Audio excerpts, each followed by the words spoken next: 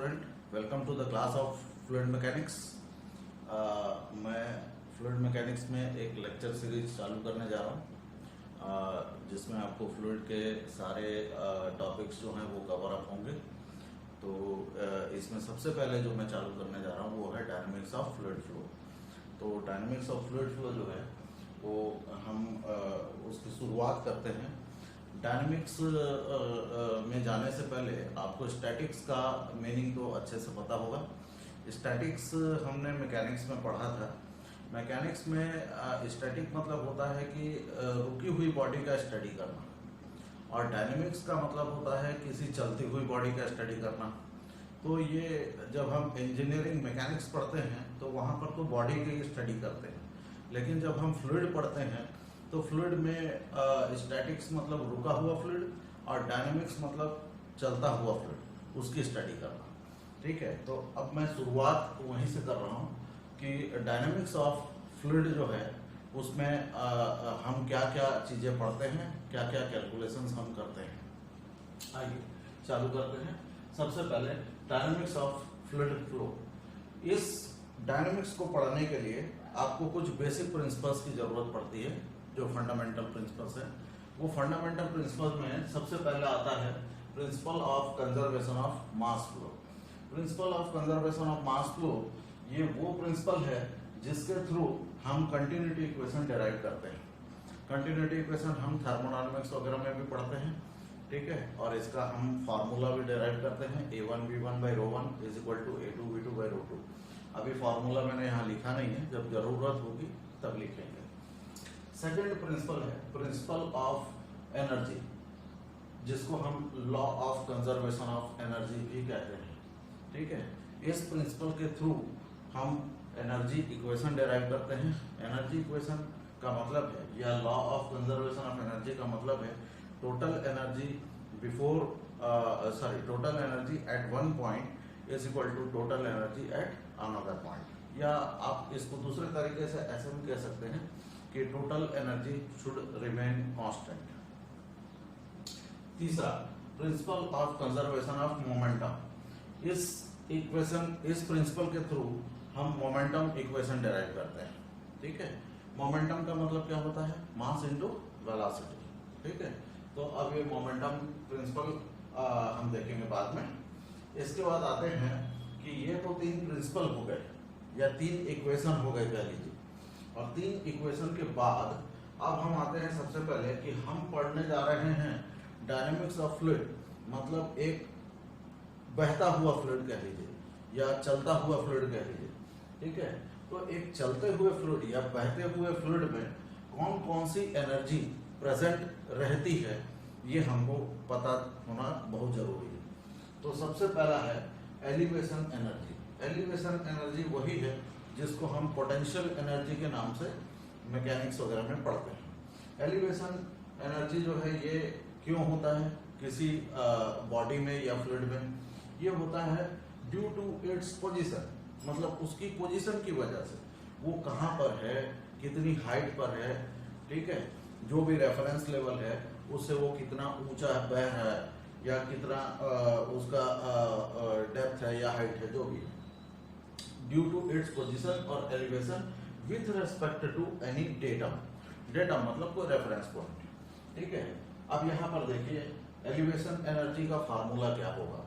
तो वैसे तो हम पढ़ते हैं कि potential energy is equal to mgh। ठीक है, जिसमें मास m हो जाता है, g ग्रेविटी हो जाता है और h जो है वो हाइट हो जाता है।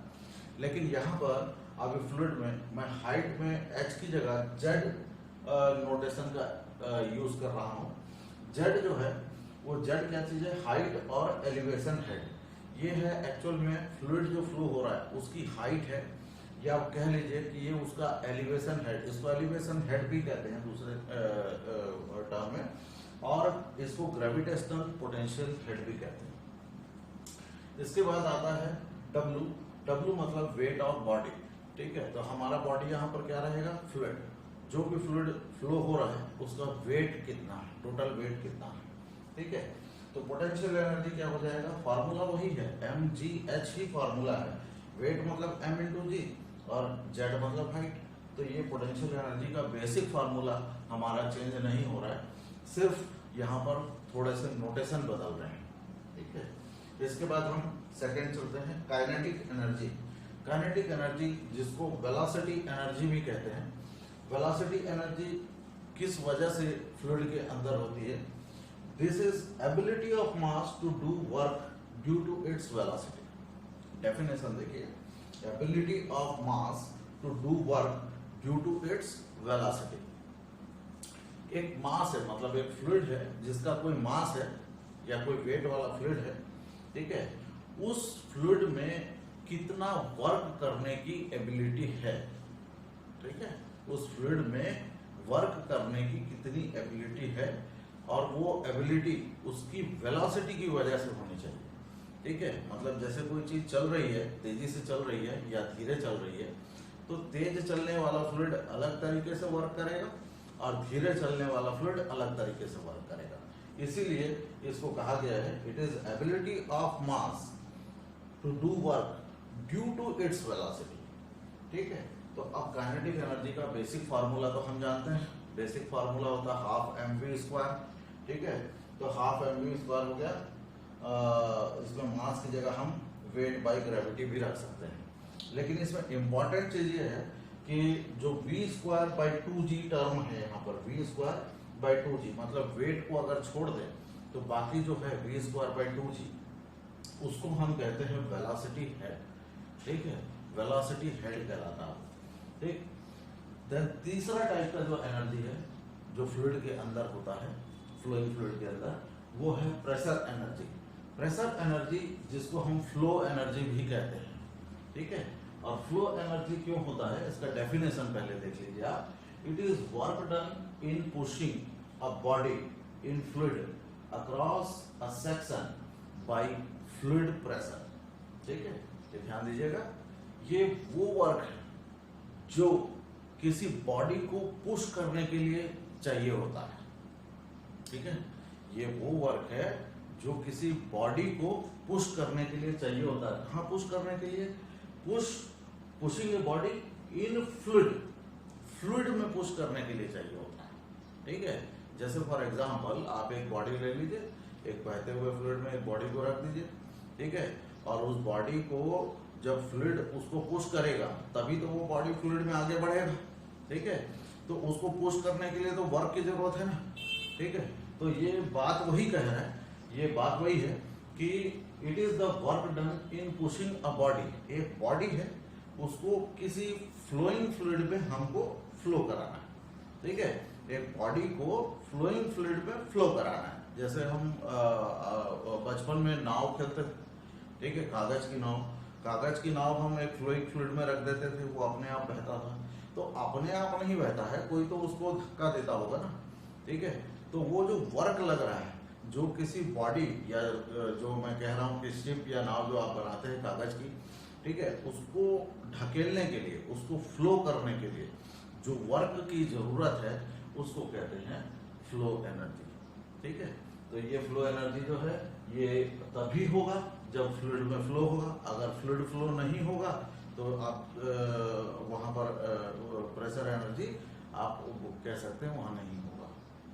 जैसे जो एग्जांपल हम ले रहे थे कि एक नाव है, अगर उसको बहते हुए फ्लूइड में रखोगे तो वो बहेगा, और अगर आप उसको रुके हुए फ्लूइड में रखोगे तो वो रुका रहेगा, ठीक है। तो वो फ्लोइंग फ्लूइड होगा तभी कोई बॉडी में फ्लो एनर्जी की जरूरत होगी, अदरवाइज नहीं होगी।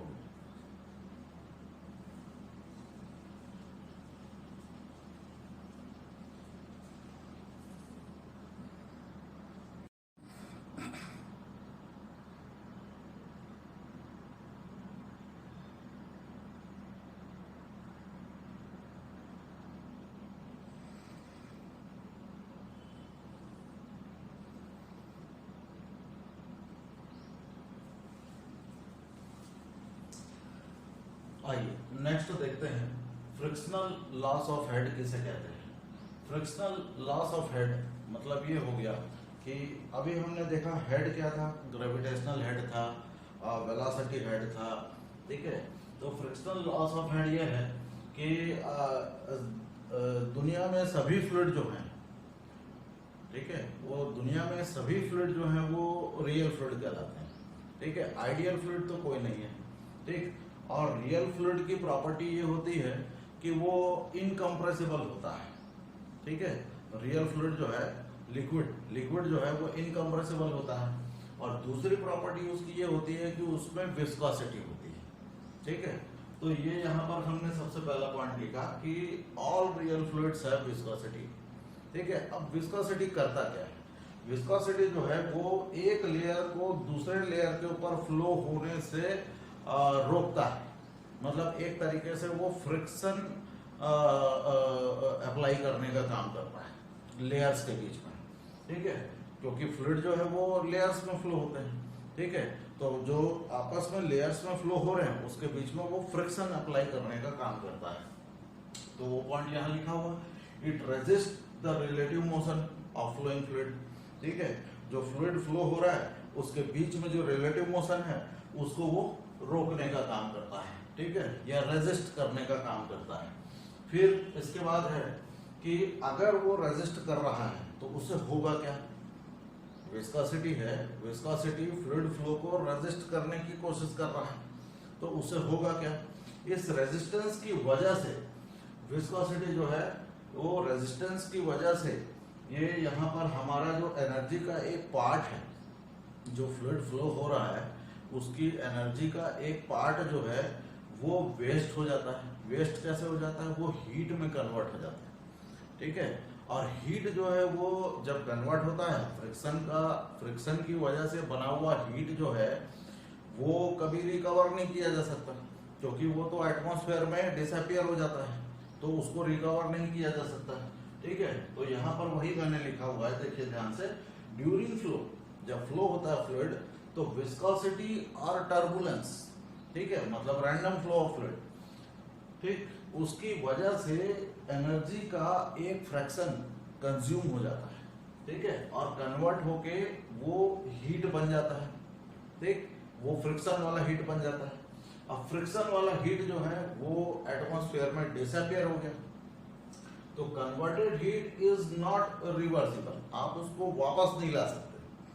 ठीक है, आप उसको रिकवर नहीं कर सकते, इसीलिए वो रिवर्सिबल नहीं है, रिकवरेबल भी नहीं है। ठीक है, तो इस तरीके से जो हमारा फ्लूइड है जो फ्लो हो रहा था उसमें एक लॉस हो गया फ्लो होते समय। ठीक है, उसकी एनर्जी का लॉस हुआ। जब वो फ्लो कर रहा था तो उसकी एनर्जी का कुछ पार्ट हीट बन गया, और हीट बन के वो एटमॉस्फेयर में डिसअपियर हो गया, और वो किसी तरीके से वापस नहीं आ सकता। तो इस तरीके से ये एक एनर्जी का थोड़ा सा पोर्शन का लॉस हो गया। तो वो एनर्जी का जो लॉस है उसी लॉस को कहते हैं फ्रिक्शनल लॉस ऑफ हेड। ठीक है, फ्रिक्शनल लॉस ऑफ हेड। ठीक, इसके बाद आता है कि एक फ्लोइंग फ्लूइड जो है उसके अंदर इंटरनल एनर्जी भी होती है। इंटरनल एनर्जी क्यों होती है? इंटरनल एनर्जी का मेन रीजन है उसका मॉलिक्यूलर एक्टिविटी। तो जो एनर्जी है अगर उसमें मॉलिक्यूलर एक्टिविटी है, ठीक है, तो उसमें इंटरनल एनर्जी होगा ही होगा। अब मॉलिक्यूलर एक्टिविटी तो हमेशा रहती है, उसकी वजह यह है कि कुछ ना कुछ उसका टेम्परेचर तो फ्लूइड का रहेगा ही रहेगा। ठीक है, तो it depends on temperature T. अगर ज्यादा टेम्परेचर है तो ज्यादा मॉलिक्यूलर एक्टिविटी है, अगर कम टेम्परेचर है कम मॉलिक्यूलर एक्टिविटी है। ठीक है, तो इंटरनल एनर्जी का जो बेसिक फार्मूला है थर्मोडायनेमिक्स में ही हम पढ़ते हैं। ठीक है, इसको फ्लूइड में भी पढ़ेंगे। Internal energy is equal to mCv/dt, मतलब mass into specific heat at constant volume into change of temperature. Next है कि ये कंट्रोल वॉल्यूम क्या होता है। अब डायनामिक्स ऑफ फ्लूइड फ्लो पढ़ने के लिए कंट्रोल वॉल्यूम का मतलब जानना बहुत ही जरूरी है। कंट्रोल वॉल्यूम क्या चीज है? ठीक, तो कंट्रोल वॉल्यूम क्या है? देखिए, it is the boundary of an open system. It is the boundary of an open system. अब सवाल ये है, ये ओपन सिस्टम की बात कहाँ से आ गई? तो जो फ्लूइड फ्लो होगा उस फ्लोइंग फ्लूइड को आप कहाँ तक स्टडी करेंगे? मतलब एक फ्लूइड है वो किसी एक पॉइंट से फ्लो होना चालू हुआ और वो दूसरे पॉइंट तक जा रहा है, और वो दूसरा पॉइंट बहुत ही दूर है, मान लीजिए 10 किलोमीटर दूर है, ठीक है, तो क्या आप स्टार्टिंग पॉइंट से लेके 10 किलोमीटर दूर तक उस फ्लूइड को स्टडी करते हुए चल सकते हैं? नहीं चल सकते, ठीक। तो इसके लिए हमको क्या करना होता है कि हमको एक वॉल्यूम फिक्स करना होता है और उस पर्टिकुलर वॉल्यूम की स्टडी करनी होती है, ठीक। और वो पर्टिकुलर वॉल्यूम जो है उसी को कहते हैं कंट्रोल वॉल्यूम, ठीक। तो ये कंट्रोल वॉल्यूम क्या चीज है? It is boundary of an open system. एक ओपन सिस्टम है, मतलब एक पाइप है, पाइप में जो लिक्विड फ्लो होता है दैट इज ओपन सिस्टम, ठीक है। तो एक पाइप है, उसमें लिक्विड फ्लो हो रहा है, ठीक है, एक पॉइंट से चालू हो रहा है और वो पाइप है मान लीजिए 1 किलोमीटर लंबा, ठीक है। तो 1 किलोमीटर लंबे पाइप में लिक्विड फ्लो हो रहा है। अब आप 1 किलोमीटर तक दौड़ोगे तो नहीं, देखते हुए फ्लूइड फ्लो हो, तो हम क्या करेंगे, एक बाउंड्री फिक्स कर लेंगे, ठीक है। एक बाउंड्री फिक्स कर लेंगे, जैसे 1 मीटर का लेंथ हम फिक्स कर लेंगे कि इस 1 मीटर के लेंथ में कितना फ्लूइड आ रहा है या जा रहा है, और आते और जाते समय उसके अंदर क्या चेंजेस हो रहे हैं उसकी स्टडी करेंगे, ठीक। तो ये जो हमने वॉल्यूम फिक्स किया, 1 मीटर का जो लेंथ हमने फिक्स किया, उसका जो वॉल्यूम है उस 1 मीटर लेंथ के अंदर जो लिक्विड है उसका जो वॉल्यूम है जिसकी हम स्टडी करने जा रहे हैं that is called control volume, ठीक है। तो ध्यान दीजिए, it is a fixed region in space, ठीक है। एक जगह में हमने एक एरिया या एक रीजन जो है वो हमने फिक्स कर लिया, ठीक। तो ये डायग्राम से समझिए, mass of fluid entering the region, कोई फ्लूइड है जो फ्लो हो रहा है वो उस रीजन में आता है और उस रीजन से होके निकल जाता है, लेकिन हमारा ध्यान ना आने वाले एरिया पे है और ना जाने वाले एरिया पे है। हमारा ध्यान केवल जो एरिया हमने फिक्स किया है, जो वॉल्यूम हमने फिक्स किया है उस वॉल्यूम पे ही हमारा ध्यान होगा और उसी में जो चेंजेस हमको दिखेंगे उसी की स्टडी करेंगे, उसको बोलते हैं कंट्रोल वॉल्यूम। और उसका जो बाउंड्री है उसको कहते हैं कंट्रोल सरफेस।